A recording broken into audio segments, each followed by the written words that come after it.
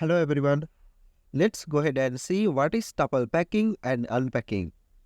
So those are operations in Python that allows you to assign multiple values to a tuple or extract values from a tuple respectively. So tuple packing refers to the process of assigning multiple values to a tuple in a single statement.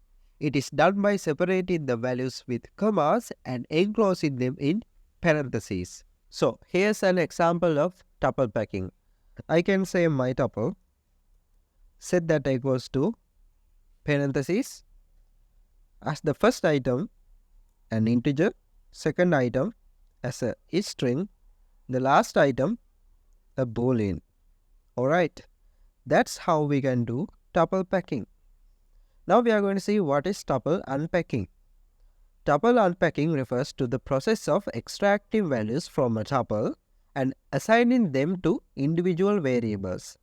It is done by separating the variables with commas on the left side of an assignment statement and assigning the tuple on the right side. So we are going to see an example right now. We need to take this one as a number. Let's call that as num and separating by comma, and next variable, let's say that as a greeting, the last one as a flag. So set that equals to tuple variable name, my tuple. So in this example, we are unpacking the values from the my tuple and assigning them into variables num, greeting and flag. The first value of the tuple is assigned to num, the second value to greeting, and the third value to this flag. Now we can access individual variable like printing num. So everything is fine, but what if you remove an variable name here?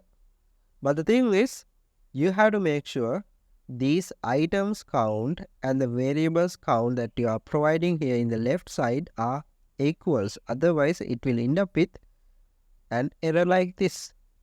Okay. Finally, as a summary, tuple packing and unpacking provide a convenient way to work with multiple values simultaneously and can be used in various situations, such as returning multiple values from a function or swapping the values of variables. Alright, I hope this video helps. If this video helps, please subscribe. Thank you.